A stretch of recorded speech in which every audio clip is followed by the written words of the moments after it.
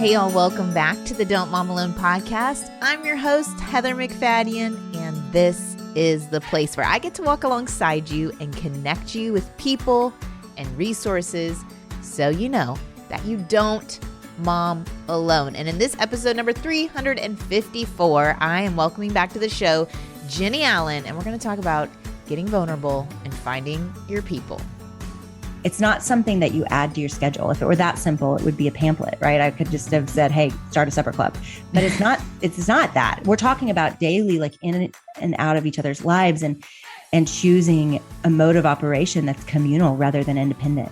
We have been raised in an independent society. And so choosing those little things are actually really hard to do because we value independence. We Amazon what we need. We don't go and borrow it from our neighbor. We've had a couple different episodes this winter on friendship, but today we're really leaning into how do you cultivate the deep friendships, the ones that sustain you, the ones where you are known and seen and you know others, the ones that you let in when you're having a hard time, when you've experienced severe anxiety or a challenge. And thankfully, Jennie Allen is going first. She's an author, speaker, Bible study writer, and the host of If Gathering. Today, she's sharing a bit from her new book, Find Your People. In that book and in our conversation, she talks about her move from Austin to Dallas and goals she set for herself. I also appreciate her sharing what is hard for her in friendship. I share a little bit about what's hard for me, and I'm thankful for someone to guide us because this doesn't come naturally. And the lie that the enemy wants us to believe is that it's only hard for you, that there's something wrong with you. It's not true. You're not alone, mom, if finding deep, vulnerable friendships doesn't come easy. So let's get right to our conversation. Here we go. Jennie, welcome back to the Don't Mom Alone podcast. So good to be here, Heather. I love it. And we are just, miles away, but there's an ice storm right now. I think I could probably work a paper airplane to your house. And I could do it. Yes. And we're just talking that our kids have found their ways into each other's lives, in a big group of friends. This isn't a romantic thing, but a big group of friends. And I'm so thankful for that. I know. We had a parent party the other night of all the kids' friends, and it's just so fun that our kids, because they go to different schools. So totally. And starting a new high school for him, it was challenging to find his people. So I'm really thankful for that. But I'd like to lean into, there are gals listening who have moved to new cities or just the reality of the last 2 years, and you can relate to being in a new city. How long ago did you move from Austin to Dallas? We moved 5 years ago. Okay. And it's amazing. It feels like home now, but it was a drastic move. We moved I know everybody's going to judge this, but there were desperate measures of why we had to do this. But we had a senior in high school, a sophomore in high school, and a sixth grader and a fourth grader. So it was a traumatic move, as you can imagine, on all of them, but especially my high schoolers. And but yet it was the best thing. They would each say it's the best thing we ever did. And so we're grateful that they're saying that and they don't want to kill us. But what's crazy is my son, who was the senior, is moving back to Dallas, not to Austin, which is amazing. We're so grateful. So he is already done with school coming. I know. How does that happen? I just blinked. What is happening? Well, I think the pandemic made it go way faster. And to be fair, it made it go fast for me because he was home a lot of that time. So college has not been the same for these COVID college kids. No.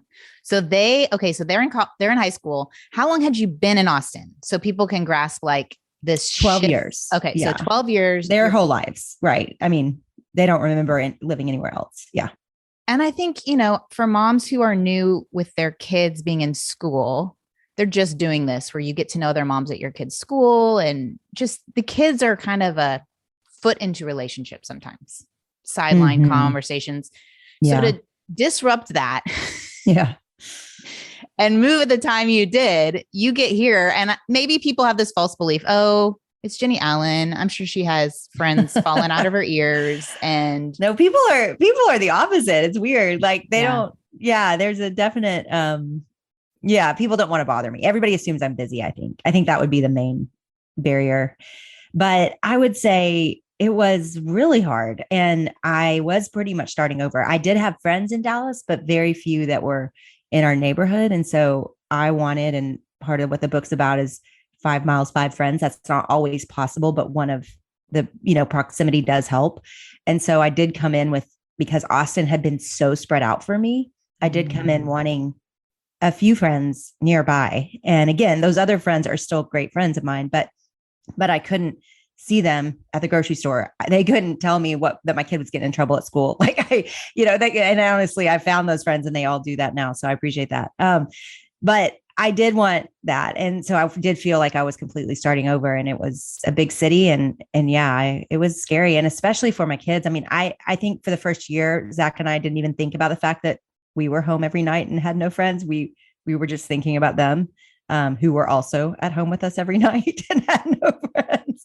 So it was definitely a dramatic change. But I do believe, even that, like my oldest is so cute. He would say, we are so close as a family because we had to do that and start over. So it does take a little while. And that 5 people, 5 miles concept, you said you want to be able to run into them. So I get the 5 miles, the 5 people. So we just did an episode on being a person of welcome and not showing partiality and having this big circle or keeping the circle open. But at the same time, Jesus even modeled a few. Mm-hmm. So talk to us about that choice, like the 5 people. I can't wait to listen to that other episode, because that is a huge value of mine. And really what the book is about is building a village, because that's how people have lived throughout history, and really not building it, but you probably already have it. And so what does that look like around you? And so I absolutely love what you're saying about partiality. That's so helpful to that pursuit.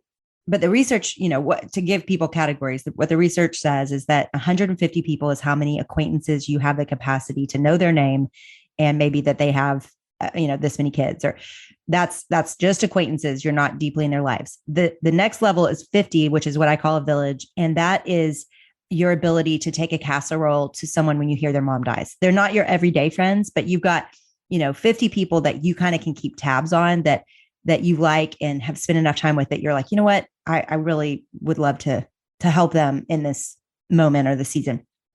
And then we have capacity for daily friendship, weekly friendship with 5. That's our max number. 2 to 5 is what it says. So I think, that's helpful.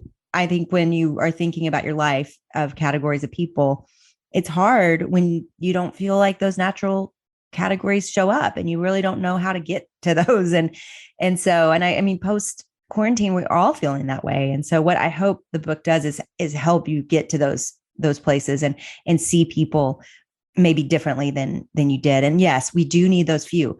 Those few are what everybody craves. I believe most people will buy the book because they hope to find those few. They're not going to think about the 50. They want those few. We all want our 2 to 5 best friends that we hang out all the time, right? Everybody's craving that, but the road to that usually is that 50. It's that village.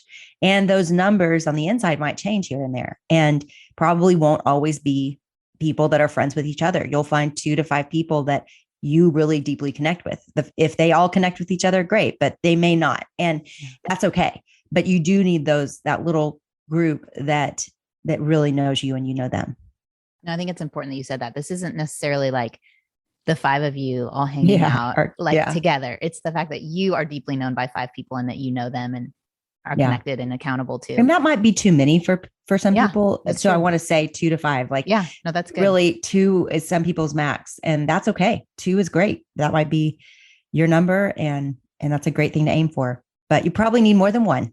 Well, and I think even saying that for moms of kids who they want their kids in this big group of friends, like we were just talking about, and that may not be how their child's wired. It might be for 2 people. Yeah, it might actually. In fact, a lot of people that have that big group, they still feel socially isolated because they end up being known by a lot of people a little rather than a few people by a lot. And so, when my kids went into public school for the first time in Dallas when we moved, and I'm sending them all four out the door to, who knows what, get eaten by wolves, who knows what's going to happen.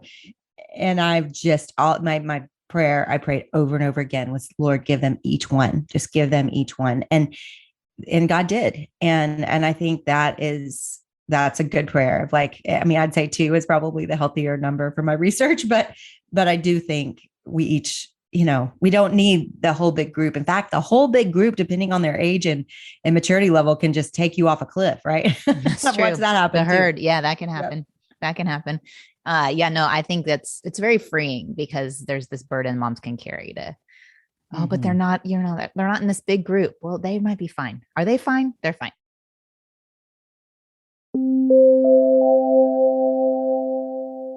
This week, I took my first trip in 2022. I was on a flight by myself. It's America, y'all. And I wore my Rothy's sneakers, and they were so comfortable, so easy to slide on and off, because I would recommend going up either half a size if they have half sizes or full size. And I knew no matter how dirty they got on my trip that I could throw them in the washer and they would come out clean. Also, remember my stinky feet situation. I really do love my Rothy's. They're so comfortable as I'm walking through the airport or whatever I'm doing that day, whether it's driving carpool or going to a basketball game. I love them. Also, they're really durable, and I'm thankful that they'll be able to last for a long time and good for the planet. Everything Rothy's makes is better for the planet. They've repurposed millions of water bottles into their signature thread that goes into every single one of their products. If you've never checked them out, they have casual, dressy, men, women. They also have stylish and washable bags, wallets, other accessories. You should definitely go check them out. Hit the new year in stride with a fresh pair of Rothy's. If you're a new customer, you're going to get $20 off your first purchase if you go to rothys.com/DMA for Don't Mom Alone. That's Rothys, ROTHYS.com/DMA.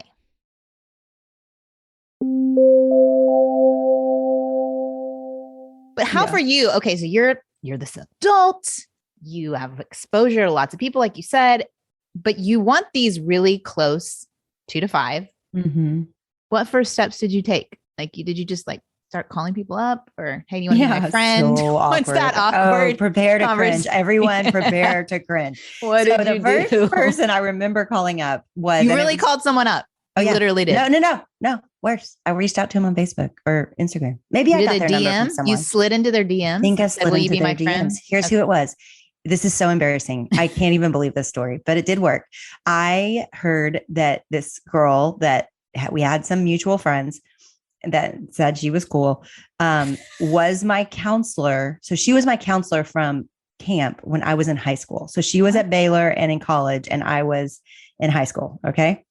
So 20 years later, 20 plus, I somehow slid into her DMs or call her. I can't remember. I don't remember getting her number from anyone. So probably I slid into her DMs and was like, hi, I don't know if you remember me from 20 something years ago. But anyway, I said, will you go to coffee? We're moving and I would love to hear your experience. And I knew her kids were in the same school district. So anyway, we go to coffee and I loved her and we totally hit it off. But I mean, she led me to what is now our small group, and she's in it. She led me to a whole host of other people. But I mean, all the moments of that friendship, the pivotal moments were awkward moments. It was, we go to coffee. And then she was like, well, what about small group? And I said, oh, I don't know. I don't even know you. And I don't know anyone you're talking about. And they invited us. And I said, no. And then after a while, we got to know some of the other couples and we said yes. And then we get to small group and then we all share our stories together. And it's so freaking awkward. And then we end up driving one day and she's like, do you have many friends here? I said, no, I don't. And she said, I don't either. And that was, and she said, and I am so glad that you need a friend too. And I need a friend. I mean, It's so tender, but like that was a huge pivotal conversation I've never forgotten, because it was the first time after that drive that I felt like I have a real friend, because she needed me too. And so I do believe getting to what we're craving is just so awkward. I just think we have to embrace it. And, I think of Jennifer Garner when or not Jennifer Garner, Jennifer Lawrence, when she's going up to receive an award and she falls like face first, face plants going up in her beautiful dress to get an award. And she like turns around and like completely giggles. And I mean, and the whole world was endeared to her after that. It was like early in her career. And I just think there's got to be a little bit of just giggling through the awkward and doing it anyway. And going, yeah, I'm sorry, this is so awkward, but do you have friends? Like, I need a friend. It's just, there's no great, easy way to do this, but I'm so glad, because that small group has been a lifeline for us. They've helped us raise our kids. They are helping us raise our kids. Our kids have all become great friends and they're like, what is it called? Like family, like they're like friend family-ish, like people to us. And, and I just think this is how it goes. You can't have what we're all craving without it being, risking the hurt, risking, being completely rejected, or you get in and you get hurt by the people that you've trusted, right? There's no way around it. This is hard. And yet it's who we are made to be. We've got a God who is communal in his very essence. And then they build us in their image. It says in Genesis, they use a plural form of God in that moment, 3 in 1. And so they built us to be communal. It's not like, oh, this is something we need. It's something we are. It's something that's in your DNA that is so a part of you. Kurt Thompson says it this way. He's a neuro researcher. He says, we all come into the world looking for someone looking for us. Yeah. And we're just, this is who we are. We are made for it. So it is awkward and we have to do it anyway. Well, and it's brave. Like you said, going into that small group. Right. I'm sure, again, there's this aspect. We all are on guard. Yeah. But I'm guessing you're on guard a little bit, wondering if someone's needing something from you, if somebody's wanting to be close to you because you're close to other people. Yeah. If there are all these unsaid pieces sometimes in friendship, whatever it is for someone else. Like maybe she's a pediatrician and she's like, I don't know if I want to be in this friend group because I'm gonna get phone calls about antibiotics at 10 p.m. Or I don't know if this person's going to want, I don't want to be in a utilitarian thing. I'll tell you what mine is. And it's not that. It's not what you think.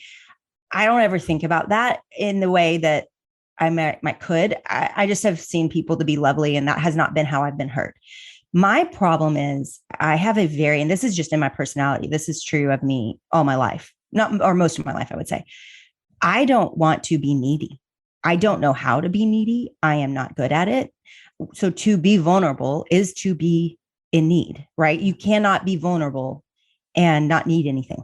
It would be the opposite of vulnerable. So I think for me, the practice has been, I guard myself, not necessarily because of my work or like, that has not been my struggle. My struggle has been, I guard myself because people have been horrible to me. People have used things against me. People have turned on me, and I think that's true for everybody. And I think what I got to was, this is an easier way to live. Right. And it was, and I'm going to just say it. If that's you, if you're listening, that it is easier. Just know that it's not living. Know that everything good is also blocked out of your life, because people make up the best parts of life. Right. But they also make up the worst. And so you're saying it's easier to just keep people away. Yeah, for sure. It's the hard work to invite people in, to ask for things, to be vulnerable, to be brave. Yeah. Yeah. I mean, you will get hurt. And I think that's great sales pitch, right? Number one, people will disappoint you. Want friends? People are going to hurt you. People are going to hurt you. People are going to disappoint you. No, but it's good to know they're disappointing everyone else. And number two, I will disappoint you, right? Like it's not just them, that you will. And I think the grace and the oxygen that those two truths holding in your life, as well as the third one, which is God does not disappoint us. There's a sense of, and certainly in the book, I had to lay out like, okay, we come into relationships needy, but a lot of our needs are to be met by God. But God also, I believe, the picture I have in my head is everybody's sitting there having their quiet time with Jesus. And they're like, I'm just going to stay here with you forever. And he's like, no, go. Like, you really, that doesn't help anything. Like, you alone with me forever is not how I built you. It's not what I want for you. It's not how all of the work I want to achieve on earth is going to be accomplished, right? It's accomplished through relationships. The Bible is about God and relationships. There's not other themes. Like, it is all from the very beginning. It is Cain and Abel killing each other. It is Adam and Eve running from God, and then the results of that and the people they produce. It is a man on earth, and God looks and says, it is not good for man to be alone. And then they build a family, and then they build a people group, and then they build, ultimately nations are scattered at Babel. And so you see the whole thing. And then you look in the New Testament, you see local churches, the letters, everything is written to local churches. The whole book is about people. And so the way we are to live out our faith is with people. And so you can be alone and watch Netflix every night in your robe for the rest of all time, which we've all been doing, or you can live the way you're meant to live. And yes, there will be hardship in that, but there will be beauty and joy and everything you're also craving. And I hope and believe in the last 2 years, one thing we've all come to is that's not a way to live, right? We're all a little broken and weary of quarantine because it isn't a way to live. And yet we're going to have to practice again with new muscles, the act of living communally. It's not easy. And leaning into like not wanting to be needy, if someone resonated with that. Yeah. Well, do you think it really is the core reason why we don't want to be needy is we don't want to be hurt? Or what do you think? I think there's a lot of reasons. Yeah. I think, the two main reasons I see people not be vulnerable is shame and pain. Mm. So shame, they don't want to tell you what they've done. They want to be accepted by you. And they don't want to tell you that they cussed out their kid that morning. They don't want to say those things out loud. Or two, pain, they've done it and it's gone badly for them. And I would say both are always present, right? Even today, like I would say I'm way better at this. I've done a lot of therapy. I've done a lot of work. I've made a lot of hard choices to live this way. And even still, this is 3 nights ago, I was with some of my people and it turned to me. And I actually told my husband before I went in, I was like, I'm not talking tonight because I would just complain and I'm in a kind of dark, twisty place. And I'm like, I'm just not going to talk because I don't want to be dark and twisty. And I show up. And of course, what happens is like dog to a bone. They know it. They can tell I'm in a mood and they all zero in on me. And in my common protective mode, I throw up my walls and I'm like, I don't want to do this. And I don't even know what the purpose or good of it is. And those are the things in my head is, so what is the point? And in the book, I really lay out the difference in complaining and in transparency, right? Transparency is seeking connection and change, right? That's what transparency does, or vulnerability. And then complaining is just seeking relief. Like you're just looking to get something off your chest. And I wasn't seeking connection and change. I wanted to be mopey and cranky. But I would say that night I did share everything because they made me, which is a pattern of friendship I highly recommend for people. Yeah. Your friends, make them. Yes. And because if I didn't have that, I would not do it. I still wouldn't do it, sadly. And so they make me. And they ended up praying over me. They ended up speaking like truths that I've never thought of over me. Like I saw things that I had never seen in myself. Like it was actually, this is just this week. It was an unbelievable night. And I will never forget it.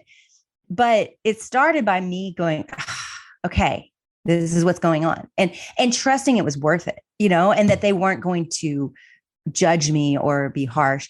The book is funny. What I did, because I've seen everything in friendship go wrong. I built all these like silly little things throughout the book that are like 101 conversation, like 101 conflict, 101, all these things, because I thought sometimes people just don't know what to say. Like they literally don't know when you're vulnerable, what to say. And so I'm like, say this, and then say this. It sounds like kindergarten, but we all missed the class in kindergarten, right? Like nobody ever actually took us through a class of how to do this. And so I was like, I'm not going to let them miss this because they didn't know what to say. Or, because I think most people want to be a good friend. I think most people want to comfort their friend that's hurting. I think most people want to resolve the conflict. Sometimes. I mean, that one's a little more loaded, Yeah. but I do think we see a value. If you desire to keep that relationship going, you do want to resolve it and move on. Well, and let's come back to that because actually, let's go there now. Yeah. Okay. But I would just to finish that thought is I would say sometimes you just need somebody to hold your hand. And I hope that's what this feels like is I'm going to help you because some of it's just tools. Some of it, you just have to know how to be a good friend. And so I was reading the audiobook, which is the last thing we do, and by that it's time, not as much fun as it sounds. No, it's definitely not fun. There's nothing glamorous about that. But I'm reading it and I stop and my producer and my sound people are on and I start laughing at some of this stuff that I'm reading and that I wrote. And I was like, I'm sorry, y'all, this sounds so elementary. I'm giggling. And they were like, and the 60-year-old woman that was producing it said, Jennie, I'm telling you, I do not know this stuff. And it just made me realize like, oh my gosh, this is so basic, but we never learned it.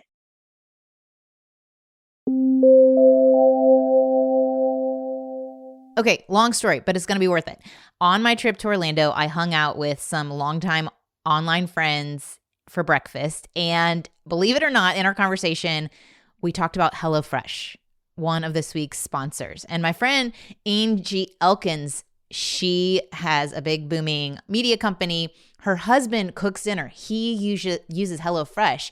And the reason she convinced him was she told him about another friend whose husband learned how to cook. Because the HelloFresh recipe cards are so thorough, he actually gained cooking skills.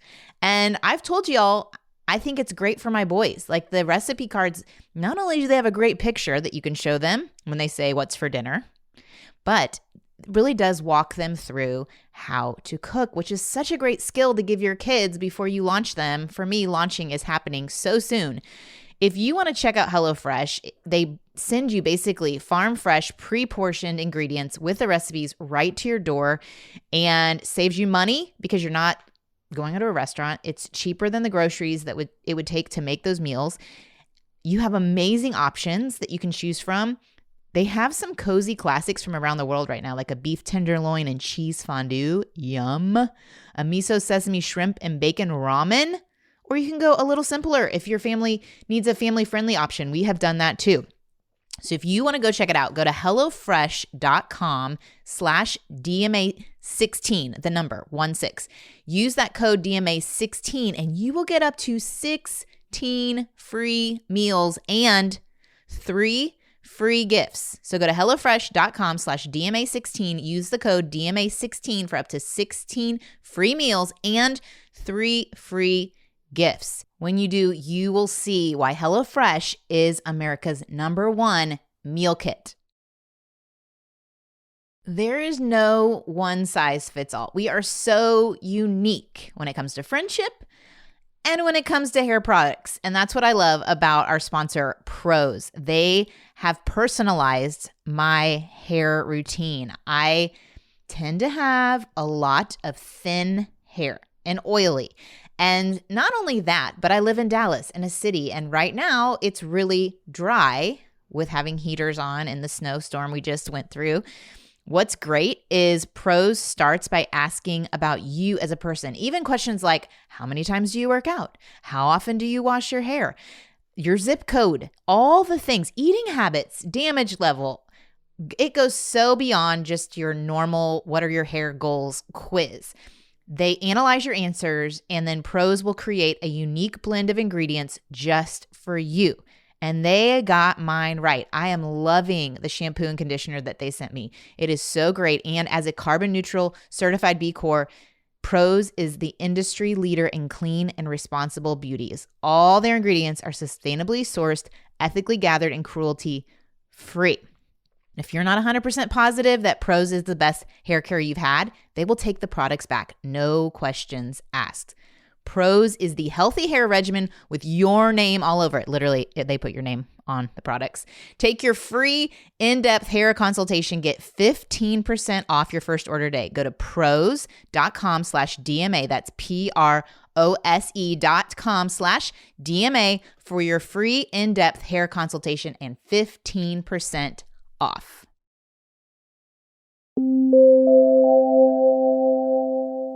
And then back to what you said, Yeah. sometimes you want the relationship to end. I would say always in the midst of conflict, you want the relationship to end. And I think this is probably my most tender, sad part of this, because I think I can lead, you can lead someone to water, but they've got to drink. And I would say you can lead someone to conflict, but they've got to choose it. And I tell my kids, you will not know if someone is your good friend until you've been through and are on the other side of conflict, because until that has been tested, then they could leave you the first sign of it, and it will come. The deeper you go, the friendships we're talking about, living life on life, which is what I'm suggesting, in each other's, every day, then you're going to have conflict. And I would say that is so sad. If what would break my heart the most, and I've even thought of writing a whole nother book called Keep Your People about it, but there's a lot about it in the book, and I don't know that it requires it, but it would be so sad if you actually built this village and these deeper friendships, and then you lose them because you can. Most villages, you never lived more than 20 miles from the place you were born. So you kind of had to work it out. Like, you were pretty much stuck together forever in a small village. So throughout history, people were better at this. We can leave, we can quit, we can stop. And I would just say, and then we don't ever have deep friendships, because there's nothing like the people that have known you for a decade. There's nothing like the people that helped you raise your kids and still walking with them. And somebody listening right now is thinking, I had those people, but I've lost them. And I would just say, are you sure? There is no way to repair and restore. Have you built boundaries too high? And I would say for some people, they haven't. Some people, it is toxic, and those boundaries are required and necessary. But for some of us, we just haven't forgiven. We built a boundary where we should have had a conversation, and maybe 10. I just walked through this with two friends who I was physically forcing, like grabbing both of their arms and making them sit down to work this out, because they were such good friends. And I could not imagine them no longer being friends. I would still be friends with both of them, but I couldn't imagine their friendship falling apart. It broke my heart. And it probably took 3 to 4 pretty loaded, harsh, hard conversations where both of them walked away and told me, I don't think this is going to work. I don't think this is going to work. And I'm in the middle of writing or finishing this book, and I'm like, oh, it will work. Like, you are going to work out. Yes. And so I just did not give up. And they now, not only are they better, they would say they're better than they were before. And that is what it's supposed to do. Yeah. It's that it takes a while, and depending on the amount of hurt, it might take a long while. But if we don't give up on people, and we stick with them over long hauls and through conflict, and work to understand, because what we've also got to understand is, if God made us this way, and if this is what builds the kingdom, then the devil hates it. Right. And that's what I felt with those two. I'm like, I feel like the devil is like completely sabotaging this. And then that just made me extra mad. I was like, no. So we've got to be quick to obey scripture, which is really loaded. Encourage one another, forgive one another, admonish one another. Oh, it's a mess, which sounds lovely, but it's so hard. I'm so thankful that you did the 101s, because I think when I've gotten in conflict, and again, I think it's great that you're saying expect it and push through it, and your relationship can be better. Because the lie I would tell myself, based on my journey of friendship and having been homeschooled for 3rd through 8th grade, is that I'm just bad at this. It's nothing to do with the other person's brokenness coming to the surface, or the fact that this is just what friendship is I believe, well, it must be my fault. And an element of it is maybe my fault, but I think I just shut down and say, well, I'm just not good at friends. Like, Heather, do you know almost every person that has hosted an interview about this has said something to that extent? Every one of them. Okay. This is real. This is where the enemy wants to get us. So you saying it's not just you. It's not just you. Yeah. And one of the things I did in the book was I laid out, here's different types of friends. And there were several reasons I did that. It was super fun to do, to think about all my friends and all the people I know, and ask a lot of people, like, what types of friends do you see? And so there's a challenger friend, there's a sage friend that gives incredible advice. There's the planner friend, the organized friend, there's the fun friend. And I think why I did that was because of what you're saying, actually, because I think we look at other people, and maybe we need certain things and we don't get them. And we think, oh, I'm a failure because I'm bad at that part of friendship. I am bad at needing people. I am, but I'm really good at building experiences where people feel seen and known and connected. And I throw a good party. I welcome people into my house. I'm good at other things, and I'm probably more the fun one that creates spaces for people and the encouraging one. Those are the things I could do well. But what I wanted was for people to realize, one, you're not going to be all things to all people. Yeah. And I wanted them to see you have something to bring to friendship. And not that we don't try to remember people's birthdays if we're not very organized. Oh my gosh. Yes. But I'm horrible at that. And I will always forget your birthday. And it's on my phone and set an alarm for my dearest friends. And I still forget. And so I there's just things I'm bad at. And it makes me feel like, and the narrative is, because you don't, you aren't very vulnerable or transparent with people, you are not a good friend. And I actually am a good friend. I'm good at other things. And I'm working on being transparent and vulnerable because I know that matters to friendship. But what we do is we expect like one or two people to meet all of our relational needs.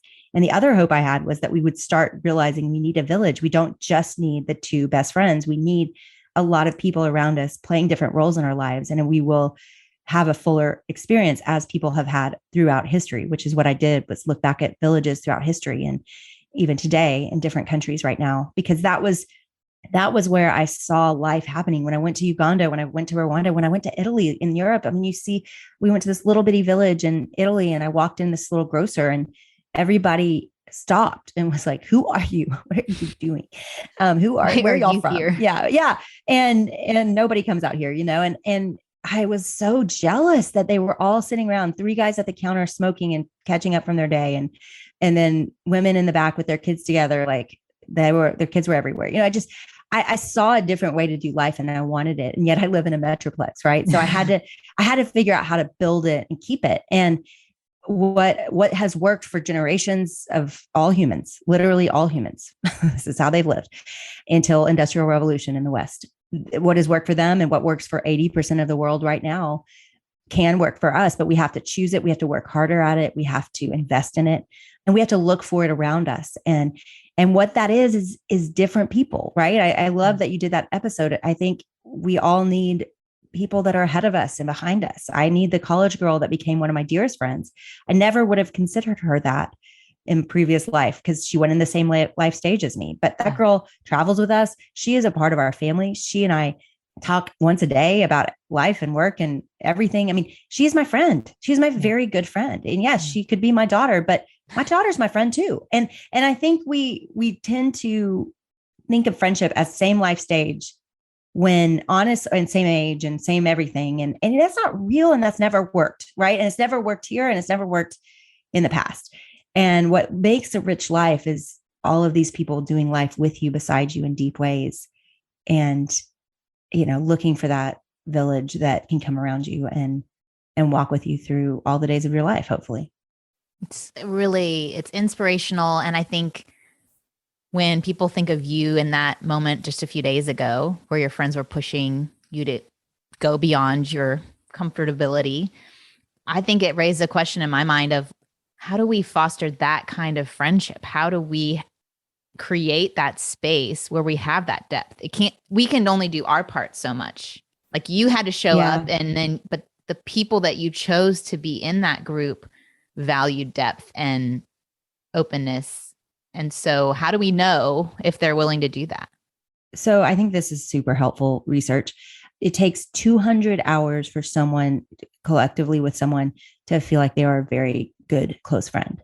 200 hours. Mm-hmm. So I like that. I like knowing that. That's helpful to know. It's like, okay, that's not just going to happen overnight, especially with kids, right? Like most of your listeners are mothers and or parents and they have young kids. So you've got less time, but you could clock that time in more unique ways, right? So what I say is, don't be afraid to go to Costco and stick your kids all in the back of the car and, have a traumatic experience together at Costco, just do things that, and one of my friends, I remember when my husband was out of town one night and she knew he was gone, she showed up at my door with pizza and paper plates, did not tell me she was coming. And she stayed all night and with her kids, and our kids made a disaster. My house was a mess. I had no plan for dinner, but she didn't ask me, do you have dinner plans? She just showed up with pizza. And I think there's something about us just picking a few people to say, we're going to be those people that show up with pizza and paper plates and you don't have to clean the house for. And I think, those are conversations to have maybe. I'd love it if everybody could just do that. But I think my hope is that a lot of groups of friends will read the book together and go, oh, wait, we could be doing this differently. Yeah. And doesn't this sound rich and good? Let's live this way together, because it is a way of living. It's not something that you add to your schedule. If it were that simple, it would be a pamphlet, right? I could just have said, hey, start a supper club, but it's not that. We're talking about daily, like in and out of each other's lives, and choosing a mode of operation that's communal rather than independent. We have been raised in an independent society. And so choosing those little things are actually really hard to do because we value independence. We Amazon what we need. We don't go and borrow it from our neighbors. So, that's part of what makes good friends, is being needy. And so you almost have to, in a world where we don't need much, you really have to almost create that choice to need someone. I mean, I know it sounds funny, but one of the things I do is when I need to clean out my closet, I call two of my best friends. They come over, I give them wine, and they sit there on these two chairs and they watch me clean out my closet and talk to me the whole time, because I just don't want to be alone. And I want them to tell me like, no, that's terrible. Get rid of it. But that's inviting them into my most intimate world, right? It's like, there's not much more intimate space than your closet, and them telling you that that's horrible and you wore it last week, right? Like that's really vulnerable, but it's those kind of things that make them feel more like sisters than friends.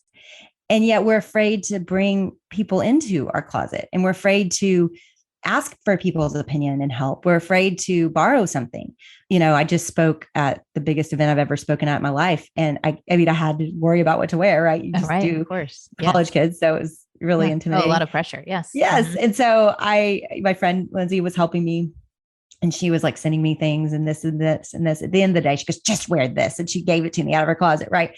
And of course, everybody was like, oh, the green blazer. Like, I loved it. And I'm thinking, I mean, not only did I not pick it out, she gave it to me out of her closet. I don't even own it. Yeah. But I love that. And it so represents like what I'm living right now, which is communally, like she's dressing me. And I think I know everybody craves that. And I imagine people are listening and going, I'm so far from that, but you aren't, because I didn't even know her 4 years ago. So I do think there's patterns to follow. There's things we can do. It's not hopeless. There's real ways to do this. And I think that should hopefully give people hope. You mentioned fear in there, and I'm curious, I've had a lot of friends who write different books and then they have to live out the story of the book. And I know for Don't Mom Alone, I was terrified. This sounds really pessimistic, that I would become a single mom or I would lose all my friends. Don't Mom Alone. It's like, oh my gosh, I'm going to have to do this. I didn't know it was pandemic. For you, with Find Your People, and you're writing this book on friendship, was there a lot of fear about, oh my gosh, I'm going to set the stage that I'm the expert on this, and then what's going to happen in my real life? Oh, yeah. So the first chapter of the book, the first line of the book is, I had a panic attack last week. And it was actually written, that whole chapter was an add-on after the book was finished. And I wrote it at the end of my editing. And I'd now been away from my friends for basically a year because I was writing every day and editing every day. So I just had so much time alone. And when I came out of editing, I felt like I lost all my friends while I was writing about them. And it was a fear that was in my head that kept playing.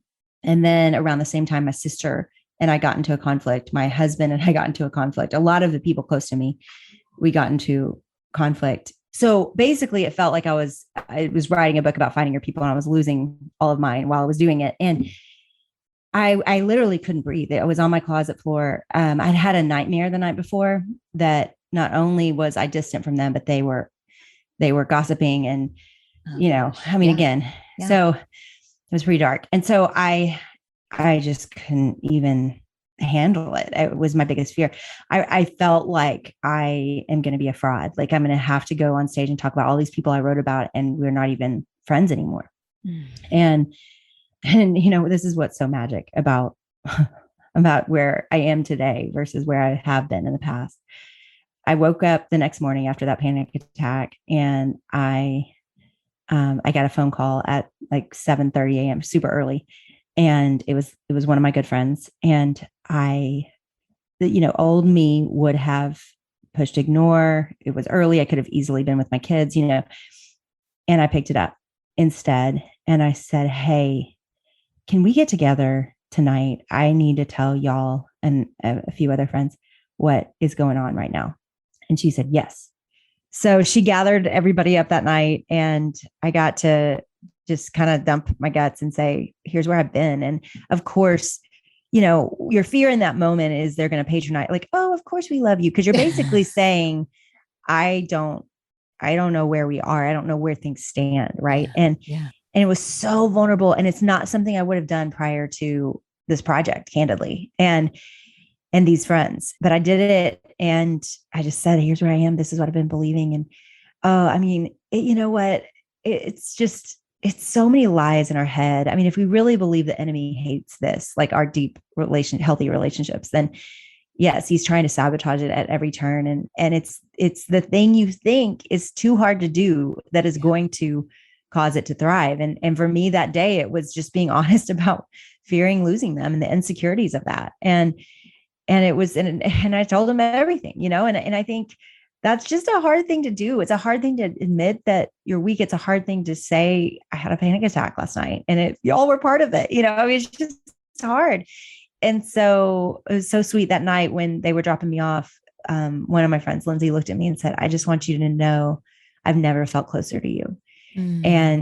And it's, it's like, gosh, that was hard. And I wasn't comfortable, and I should, and before I would have never done it, but it's in that I actually feel like I got my friends back, and I didn't waste, any more time pulling back, because I think we self-sabotage. We kind of in our head say, hey, this is what it is. And that's what they think of me. And I'm not good at this, like you were saying. And we all say these narratives that are in our heads over and over and over again, when really, or I'll get rejected, and you might, but you might not. And maybe you aren't great at every aspect of friendship, but no one is. And then the other great optimistic hope, which is completely devastating and horrible, but is that 3 in 5 people said they were lonely prior to the pandemic. So I imagine now it's probably 5 in 5, right? I mean, I can't imagine there aren't many people that need to be pursued. And that's as sad as that news is, that's also full of optimism, because it means that you're probably reaching out to somebody that needs a friend too.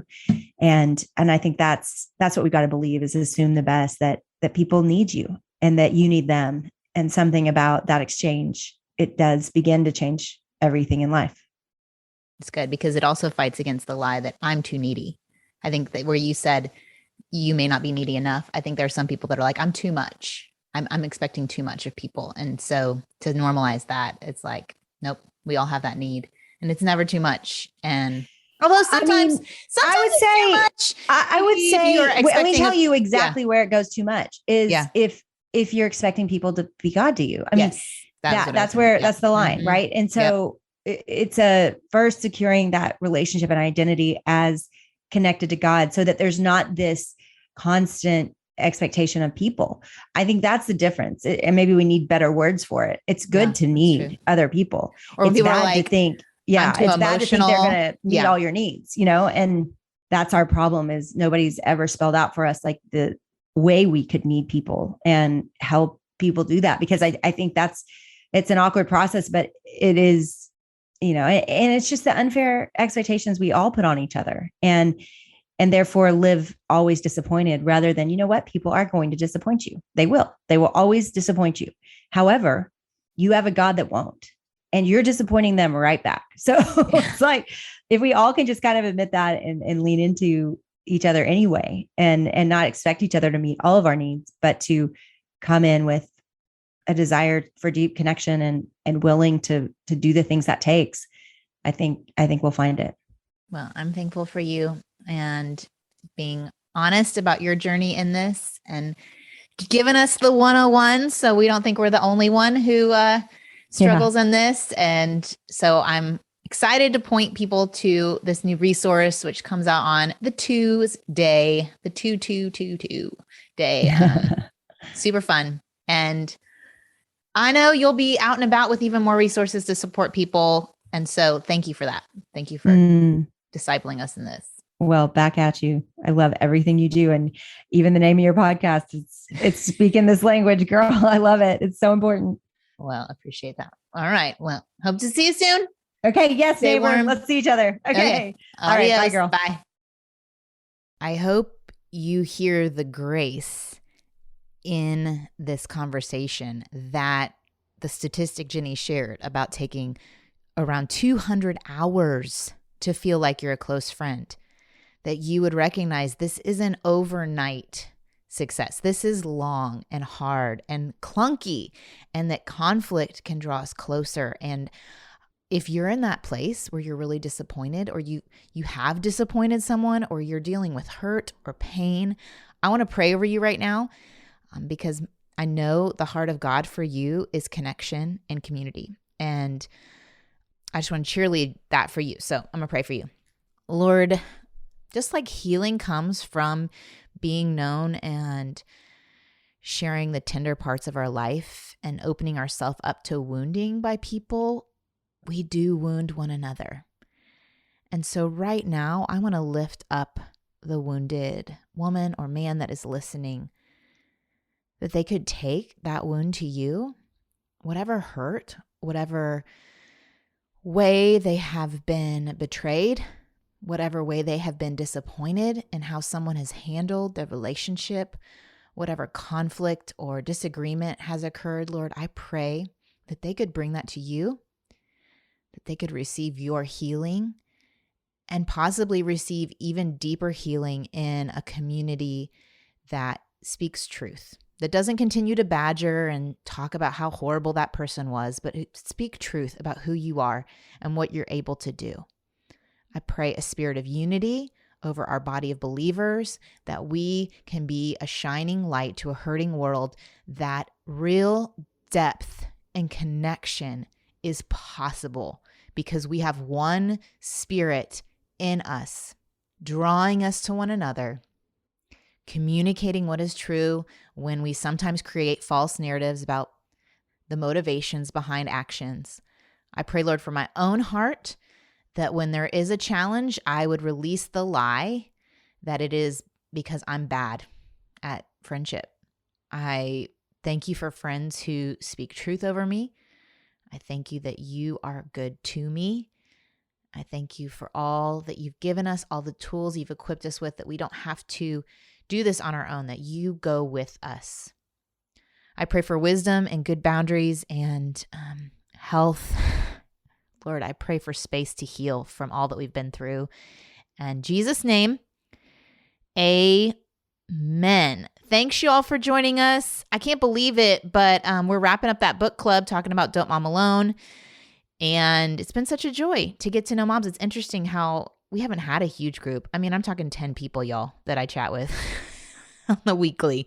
But they're getting to know each other. They're encouraging each other. They're total strangers to one another. And it's amazing when you show up for something, even if, I mean, we've only hung out, 5 hours? I do feel like I know them more. And so how could we invest a little bit of time with a small group of people? What would that look like for you? Could you invite 4 women to read through Don't Mom Alone with you and to meet, whether it's while the kids play in a park or whether you meet Saturday mornings while your kids stay home with a family member or a babysitter. I don't know what it looks like for you. I love letting it be organic, but I do think if you want to use the book as an excuse to get together with other moms, I think you're going to find that it's a soft place to land. It's not something that's going to make you feel worse about your parenting, but just better, and that it'll draw y'all closer together. Also, we did release our new tops, our Convo starters that have Don't Mom Alone, the new branding from the book on the front of them. The link is in the show notes here. It's in the show notes from last week's episode. And really popular is the long sleeve, like mint green colored. We want to release more colors in the future for, spring, summer. So stay tuned for that. But the long sleeve green, apparently supply chain issues. It's not us, but they only have small and medium. The other shirts and sweatshirts have small, medium, large, extra large, double XL, 3XL. So check all those out in the show notes, and I will see you back here next week. Adios. I hope you enjoyed this episode of the Don't Mom Alone podcast. If you're wanting to connect with more people and more resources to help remind you that you're not alone, head over to don'tmomalone.com. That's where you'll also find show notes with any links mentioned by our guests. Most importantly, I want you to know the good news, the great news that you're not alone because God has promised to always be with you. With faith in Jesus Christ, the one who died for you and rose again, Jesus said when he left, he was going to leave a helper, a comforter, to be with us. God in us. Moms, that's superpower. So while you're washing dishes at your kitchen sink, while you're driving to and from work, while you're feeding that baby late into the night, while you're cleaning sticky floors, God promises to be just as present with you as when you're worshiping in a church pew. As it says in Zephaniah 3:17, the Lord your God is with you. He is mighty to save. He takes great delight in you. He will quiet you with his love, and he will rejoice over you with singing. Now that's good news. Have a great day.